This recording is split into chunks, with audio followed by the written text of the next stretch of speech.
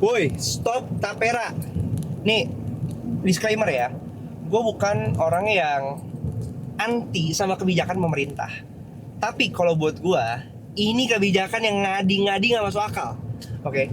Jadi kalau misalnya kita ngomongin tentang tapera, ini kan sebenarnya udah sempat ditolak ya sama masyarakat. Keberadaannya sampai akhirnya pemerintah mengurungkan niatnya untuk mengeksekusi kebijakan ini. Tapi belakangan ini mulai disuarakan lagi mau dijalankan gitu. Dan menurut gua ini suara kita matters. Kita mesti teriak, kita mesti bikin berisik. Walaupun mungkin kecil kemungkinan kita bilang ya paling nggak didengar gitu ya. Buat gua nggak. Kita harus teriak. Karena semakin banyak orang yang teriak, semakin besar kemungkinan kita untuk menang kayak gitu. Seperti yang udah gue bahas di video-video sebelumnya, kita lagi deflasi. Oke. Dan di video sebelum ini pun gue menjelaskan bahwa banyak kebijakan pemerintah yang sebenarnya itu berdampak buat masyarakat. Tapi ini enggak, Jir. Nggak ada sama sekali ini manfaatnya. Buat kalian yang udah nonton film Home Sweet Loan, harusnya kita tersadar bahwa yes, permasalahan kaum menengah itu adalah bagaimana mereka itu desire-nya pengen punya rumah. Karena apa? Mereka merasa bahwa gue pendapatannya pas-pasan, tapi minimal ada hal yang bisa gue milikin, yaitu rumah. Gue pengen bawa perspektif yang sedikit berbeda gitu ya. Punya rumah di zaman dulu sama punya rumah di zaman sekarang, menurut gue itu beda banget. Dulu harga rumah mahal dalam masanya iya, tapi sekarang harga rumah udah gak masuk akal. Oke? Dengan size yang semakin lama semakin kecil, harga semakin lama semakin mahal. Kondisi ekonomi lagi susah. Kalau kita mau berpikir, kita mau KPR panjang, KPR itu bukan, menurut gua point of view pribadi ya, KPR itu adalah bentuk liabilitas jangka panjang yang membuat lu terikat selama 15 tahun ke depan, 20 tahun ke depan, 30 tahun ke depan. Gitu. Artinya apa? Ya, lu harus membayar cicilan dan berhutang, yang dimana rumah yang lu lagi cicil itu miliknya yang mengkreditkan. Artinya kalau lu nyicil ke bank, KPR ke bank, itu milik bank rumahnya. Itu bukan rumah lu. Rumahnya jadi milik lu ketika lu udah selesai bayar.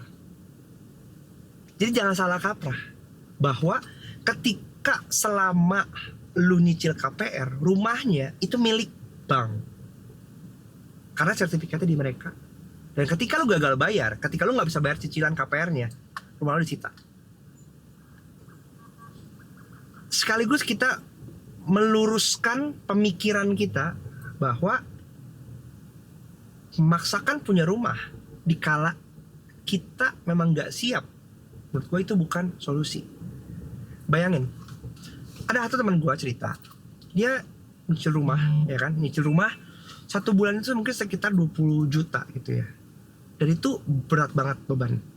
Sampai akhirnya dia decide, udahlah gue jual lagi rumahnya, gue over credit aja, gue nyicil gitu. Kita maksain beli rumah yang mungkin berapa harganya, 1 miliar, berarti dengan gaji sekitar mungkin 6 juta rata-rata pendapatan employee di Indonesia, kita harus nyicil sekitar mungkin 3 jutaan gitu. Berarti itu hampir setengahnya dengan uang muka yang gede juga. Sekarang kalau kita cocokin dengan kita nyewa, bisa 60 juta setahun, 100 juta setahun, mungkin 140 juta kalau rumahnya lebih bagus lagi. Itu dulu kita dapat rumah yang oke. Ya. Dan kalau misalnya kita cocokin, duit yang lu dapatkan 140 juta itu sekitar hanya kita cuma keluar sekitar berapa ya, 12 juta itu udah gede banget ya kan, itu udah mahal banget rumahnya gitu. Tapi kalau lu masih single, lu bisa kos sewa rumah bareng-bareng sama teman lu, bagi-bagi, Dan itu juga ada dilakukan sama tim gua. Dia nyewa rumah, dia bagi-bagi, jadi net worth lebih murah. Dia hidupnya di rumah, tapi harganya kayak kos-kosan karena dibagi rata. Tapera kita ngomongin. Kenapa gue nggak setuju? Karena gini, kita ngomong dari sisi regulasi yang dia punya ya. Sebentar.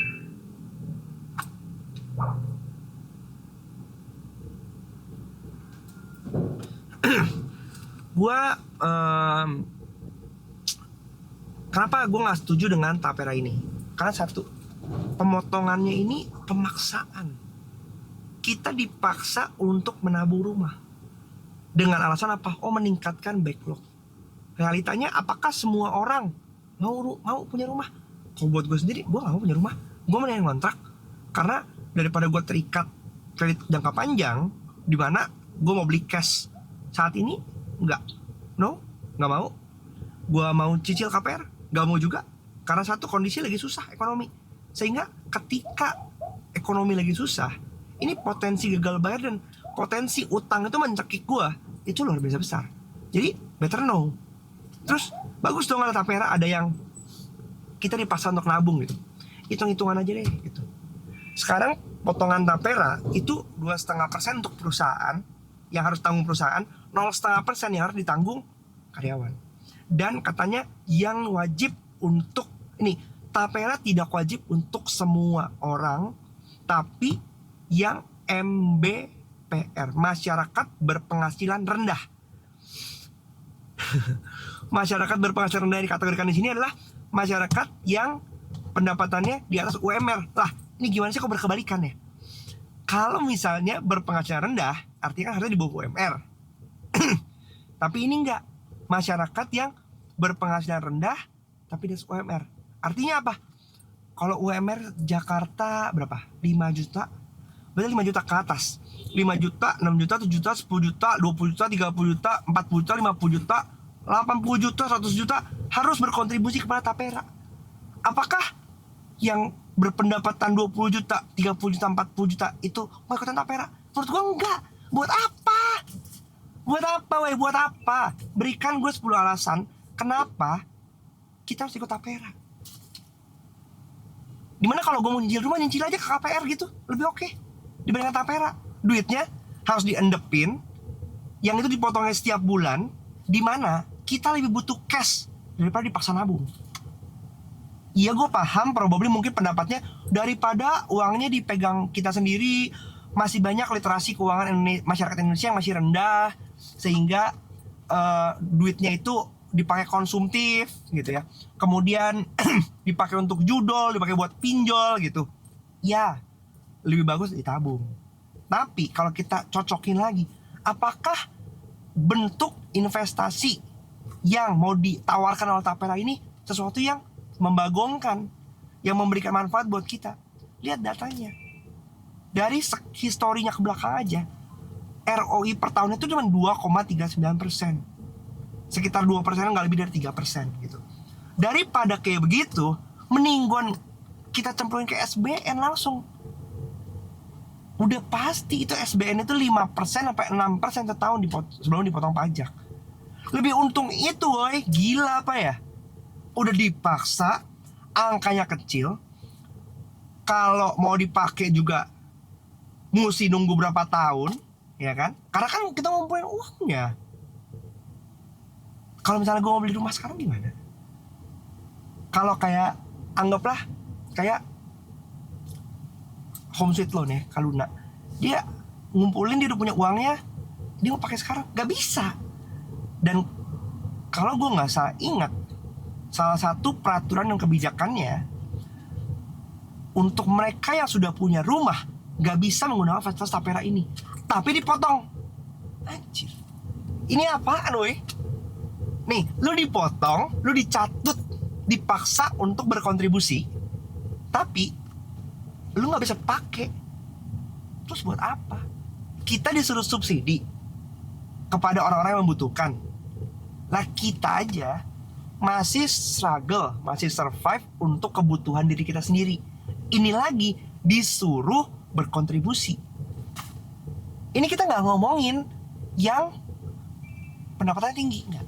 Kita ngomongin bersama-sama pendapatannya STD, standar. Itu disuruh berkontribusi kepada hidup orang lain juga gitu. Artinya bukannya orang jadi bisa punya rumah. Ini adalah tanda-tanda membuat semua masyarakat Indonesia tidak punya rumah bersama-sama. Karena uangnya diambilin sama negara, dihimpun sama negara. Yang dapat manfaatnya siapa? Negara, iya. Karena mereka punya crowdfunding jadinya kan. Dan ini adalah bisnis yang paling mantap. Karena duit yang dinepin mungkin diputar lagi buat hal yang lain gitu. Sedangkan masyarakat nggak bisa merasakan manfaatnya. Dalam kondisi Indonesia ekonomi yang seperti ini, cash is the king. Semakin masyarakat punya uang cash, mereka bisa spending ke hal-hal yang mereka butuhkan. Ketika kita ngomong Bank Indonesia menganjurkan masyarakat untuk membelanjakan uangnya supaya ekonomi bergerak. Sekarang kalau uangnya dicatat sama pemerintah semua, gimana bisa bergerak? Ya kan? Di satu sisi lain, kita ngomongin soal mereka yang saat ini udah punya KPR. Mereka sudah menjalani proses cicilan KPR. Berarti kan mereka nggak bisa, ya kan, untuk mendapatkan fasilitas tapera. Mereka dicatut duitnya. Gua ngomongnya langsung dicatut ya, karena ini kebijakan menurut gua nggak masuk akal. Mereka dicatut duitnya setiap bulan dari pendapatan mereka, dan mereka harus nanggung KPR lagi dalam jangka panjang. 2 kali burdennya untuk sesuatu yang mereka nggak bisa rasakan hasilnya. Tapi katanya apa? Buat kebersamaan gotong royong membantu yang mereka yang nggak bisa beli rumah. Men, nggak masuk akal, men. Stop tapera, tolak tapera. Kita masih bikin berisik guys, nggak bisa ini. Ini menurut gua nggak masuk akal coy, nggak masuk akal. Contoh, kemarin di Instagram Story gua udah sempat gua nge-repost satu konten teman gue yang bikin hitung-hitungan. Anggaplah kita gaji 4,5 ya. Dengan adanya tapera, dengan sekarang gini, kita melihat potongan-potongan pendapatan pajak yang udah diterima itu sekitar 10% totalnya. Dengan ada tapera ini tambah banyak, berarti 10,5%.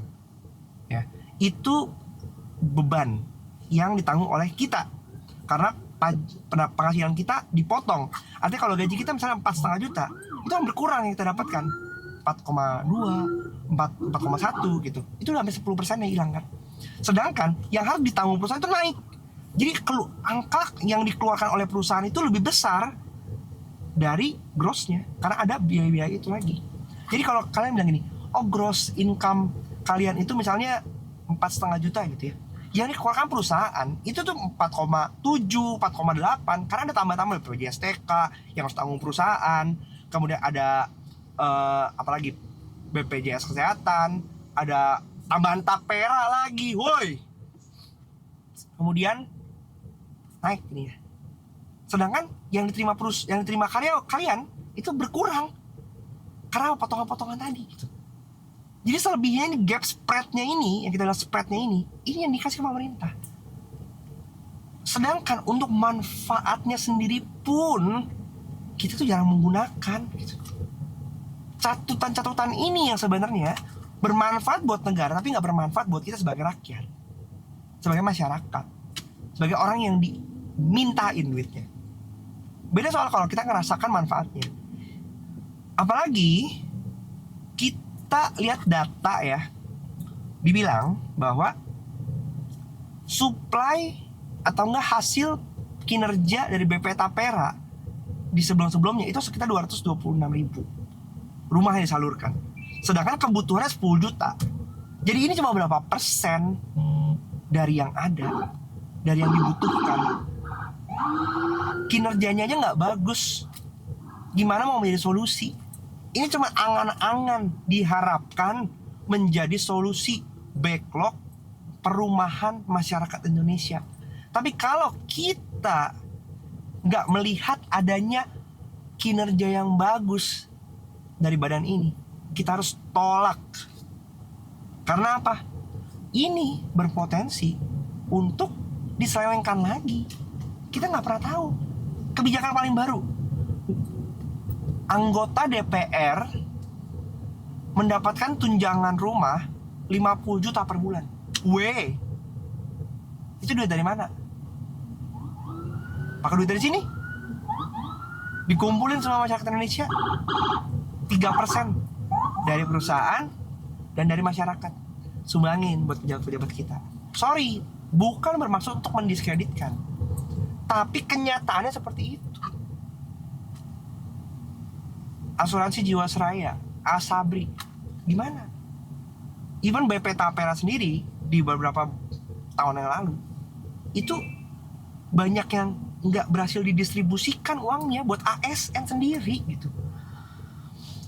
Gue sih tuh benar sih ya, gue tidak rela dan gue tidak setuju kebijakan ini dijalankan. Dan gue yakin kalian juga setuju dengan apa yang gue sampaikan, bahwa it's enough. Kalau pemerintah tidak bisa mengelola uang masyarakatnya dengan baik, stop ikut campur. Lebih baik biarkan swasta yang berkontribusi untuk meningkatkan literasi. Kalau pemerintah hanya membuat kebijakan sekadar untuk kelihatan bekerja, stop. Karena masyarakat lebih butuh untuk punya uang cash dibandingkan dicatut semuanya. Kalau pemerintah tidak bisa memberikan pertanggungjawaban atas dana yang dititipkan, lebih baik stop. Daripada kepercayaan kita semakin hilang sama pemerintah. Gawat, ini gawat. Jadi kalau menurut gue ya, yuk kita tolak Tapera. Jangan biarkan kebijakan yang ngadi-ngadi ini merugikan kita. Gue berbicara dari point of view masyarakat dan dari point of view pengusaha, di mana kebijakan ini menambah beban expenses yang tidak penting, yang sebenarnya bisa kita alokasikan, bisa kita berikan manfaatnya untuk karyawan langsung dan juga untuk perputaran ekonomi, dibanding harus dicatut untuk sesuatu yang tidak realistis. Kalau kalian setuju dengan video gue yang ini, sebarin, sama-sama kita bersuara. Kalian komen juga, karena semakin banyak komen artinya videonya akan terpapar ke banyak orang lagi.